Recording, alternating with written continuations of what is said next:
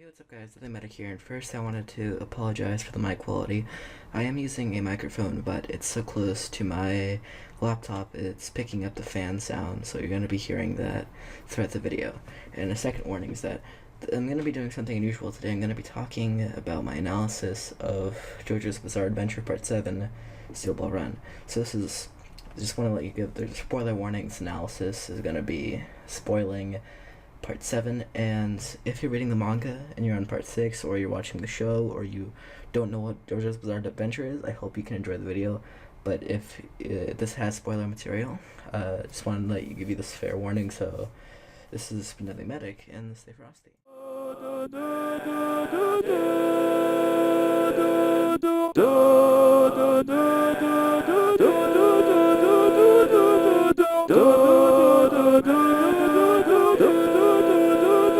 Deadly Medic.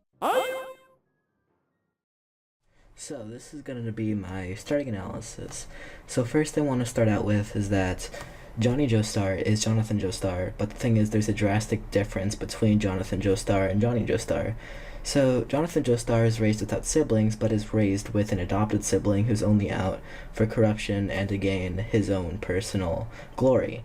Jonathan is taught the ways of a gentleman by his caring and loving father, who cares about him so much. But Dio, who's raised by a completely corrupt father who doesn't really care about him and only used him as a way to get wealth for his family, even though he didn't even see that wealth because he was dead by the point that he sent Dio to see Jonathan's dad. And then I wanted to continue with Johnny.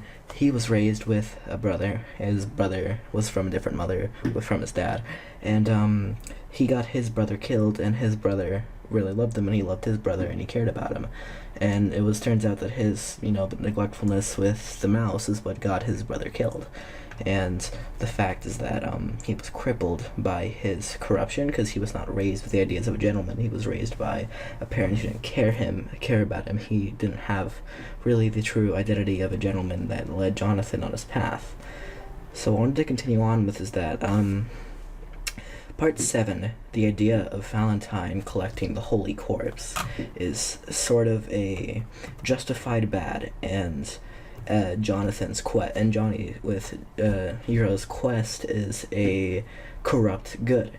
But Part 1, which shows Jonathan being raised to fight a vampire who infiltrated his family just to gain wealth, or a justified good versus a corrupt evil, which is completely different in the eyes of Jonathan, and in the completely different eyes of Johnny.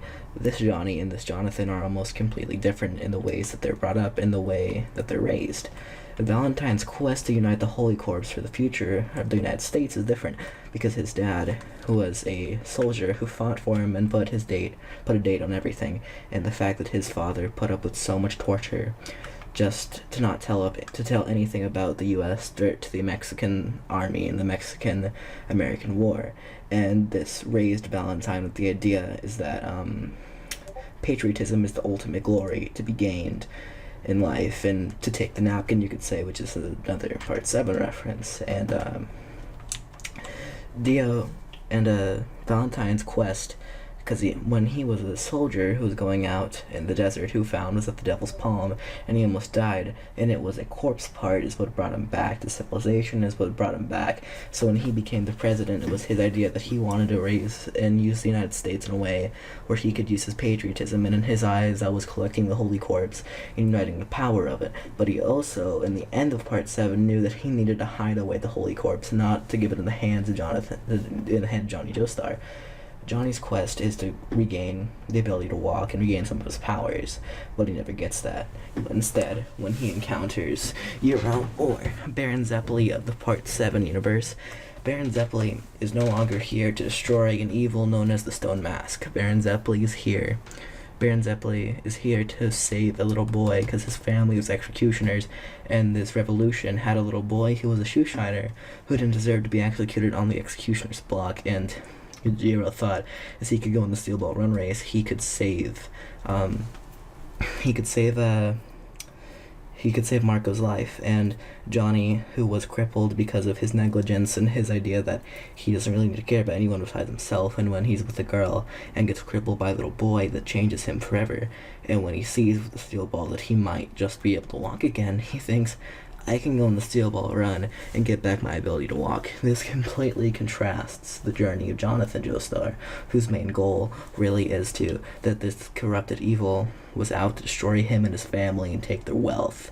In the eyes of Dio, it becomes a vampire, or the ultimate evil, and he meets the Baron Zeppeli, who's able to take his gentleman ways and use it with the powers of Haman to defeat this vampire, and he ends up dying on his quest, which leaves on the family for the rest of the generations for Jotaro to fight Dio in part 3, and Jonathan's neglectfulness and his noble sacrifice. Johnny could never make that sacrifice. Jonathan's father took the sacrifice for Jonathan to escape the manor when it was on fire and to defeat Dio later on. Baron Zeppeli sacrifices himself much like Hero Zeppeli, and they're the same person, but they're completely different in the way that they're brought up and they're shown.